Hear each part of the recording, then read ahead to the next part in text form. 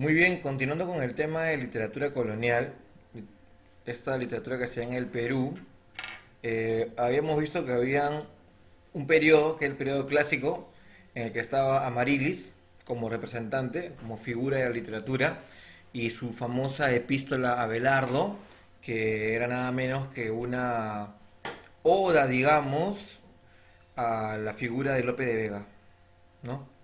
Ya lo habíamos trabajado, ya lo habíamos analizado un tanto, pero luego de ese periodo clásico hay un periodo que es el periodo barroco, ¿ya?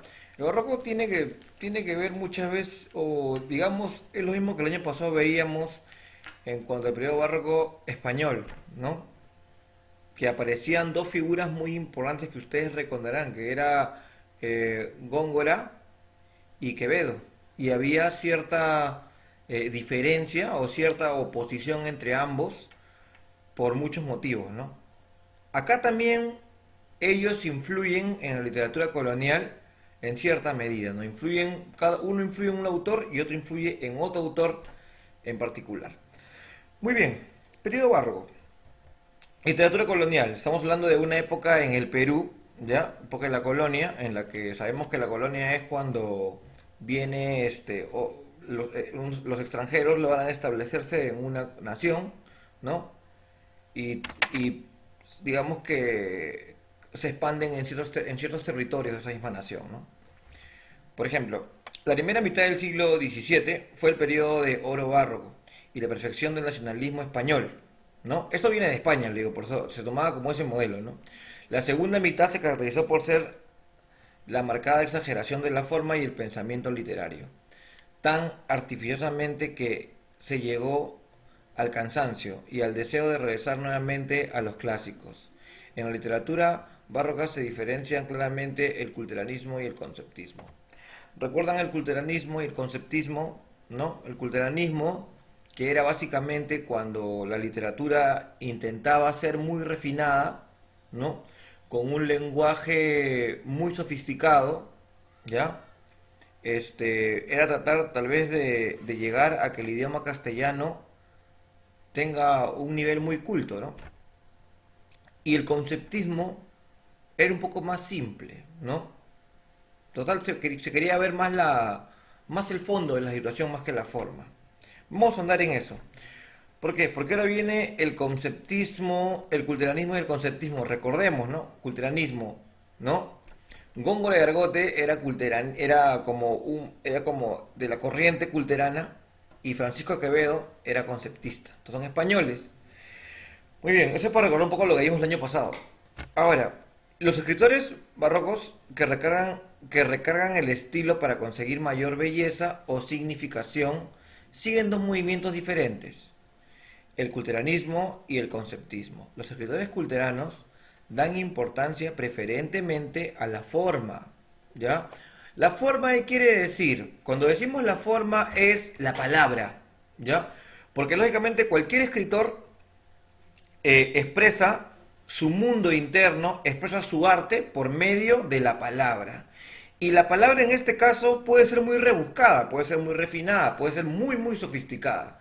¿Se entiende? Y que tenga cierto vuelo literario para ello. La forma, esa es la forma. ¿Ya? O sea, no importa de qué se trata, qué te quieres pasar, no, la forma, el medio. ¿Ya? Continuemos. Dice que entonces los escritores culturales dan importancia preferentemente a la forma, utilizan con profusión metáforas complicadas y cultismos, abusan del hipérbaton y utilizan solo el verso. Dice que utilizan metáforas complicadas, ¿no? Ya sabemos que es una metáfora, que es una figura literaria, ¿ya?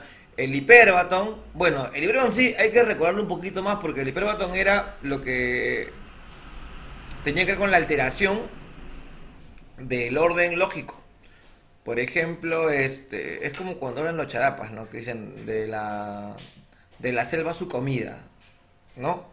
Esa expresión, hay un hiperbatón ahí, ¿no? ¿Por qué? Porque en vez de decir la comida de la selva su comida, es un hiperbatón. La diferencia es que acá en el culteranismo hay con un hiperbatón, pero con un vuelo literario, ¿no? Y con una estética, que quiere decir que las palabras son palabras bonitas, son palabras sofisticadas, son palabras que tienen ese arte, o que son aptas para expresar ese arte. Continuemos, los conceptistas ponen más énfasis en el fondo, o sea, en el mensaje, ya no tanto en la palabra, sino en el mensaje que quiere tener esta palabra, ¿no? ¿Se entiende?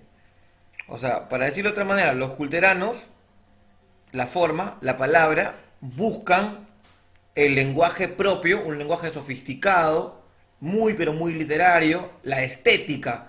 ¿Qué quiere decir la estética? La belleza externa, pues, ¿no? En cambio, los conceptistas, lo que más les importa es el fondo, ¿ya? Muy bien, o sea, el mensaje. En el significado de las palabras, ahí está el significado de las palabras. Estas pueden significar varias cosas a la vez. Se usan las antítesis, ¿ya? El conceptismo se usó en el verso y en la prosa.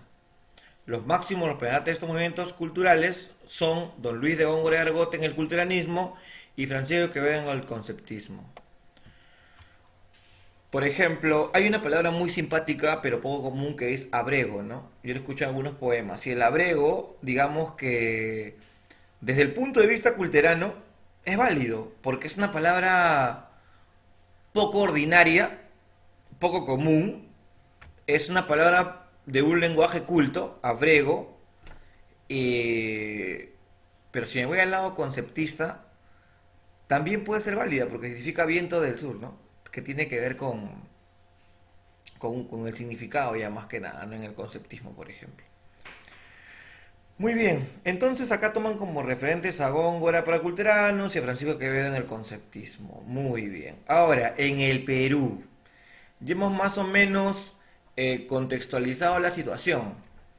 En el Perú, definitivamente toman como referentes a estos autores y también se nutren de toda esa literatura barroca. Y dice, en el Perú, Juan Espinosa y Medrano, un autor que dice que en el año 1662 apareció el Apologético en defensa de don Luis Góngora y Argote, príncipe de los poetas líricos de España, dedicado al conde duque de Olivares, cuyo autor es el cura indio Juan Espinosa Medrano. El Apologético está constituido por una introducción y 12 capítulos o secciones en el que el autor rebate los argumentos y ataques de Manuel Faría, escritor portugués que había criticado a Góngora. Bueno, un apologético, apología, quiere decir una defensa, por si no lo saben, ¿no? Hacer apología, por ejemplo, si yo digo, yo estoy haciendo apología al,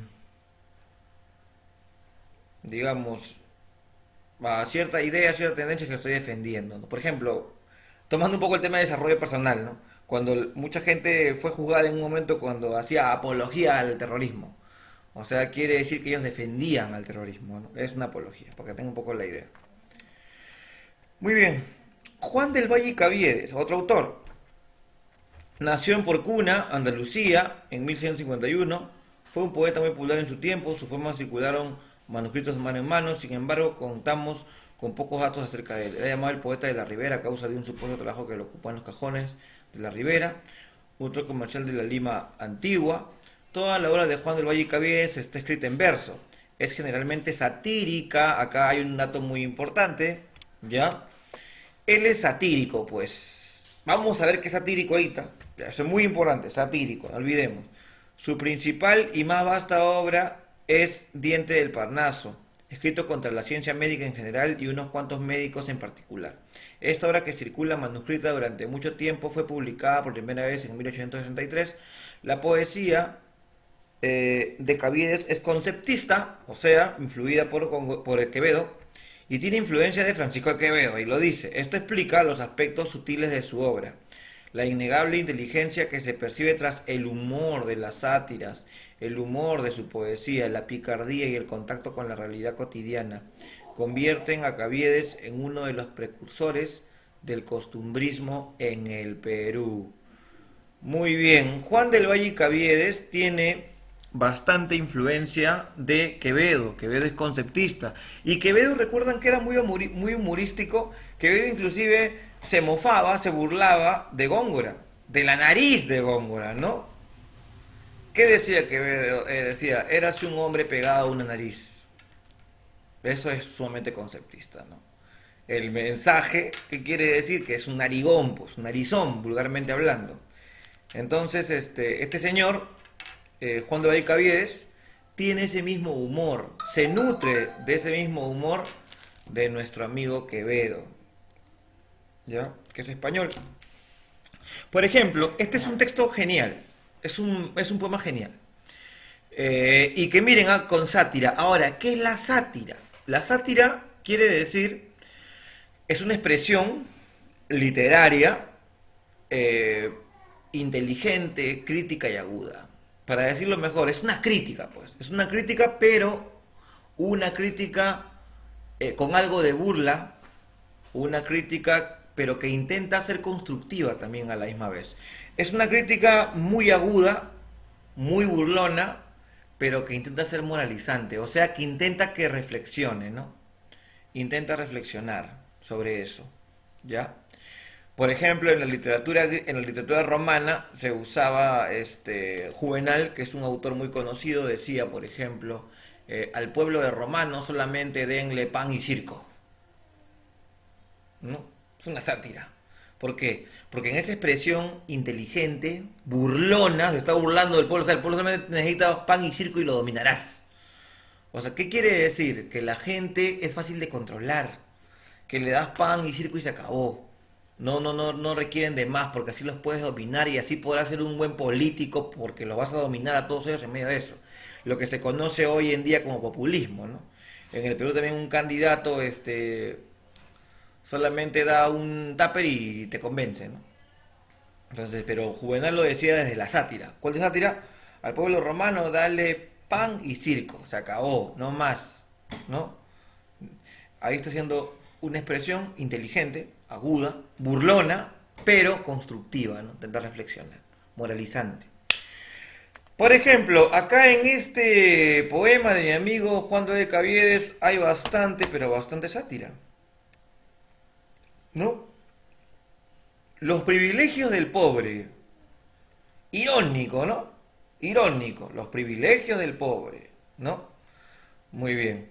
Los pobres, por lo general, no tienen muchos privilegios o casi nada, o nada de privilegios. Lo sabemos, el Perú es un país pobre. Entonces sabemos que mucha gente tiene muchos beneficios. Pero él pone los privilegios del pobre, irónico, ¿no? Dice, el pobre es tonto si calla, y si habla es un majadero. Mira, el pobre es tonto si calla, y si habla es un majadero. Totalmente satírico, ¿no? De una manera inteligente está criticando al pobre, ¿no? No al pobre, tal vez a la gente que juzga al pobre.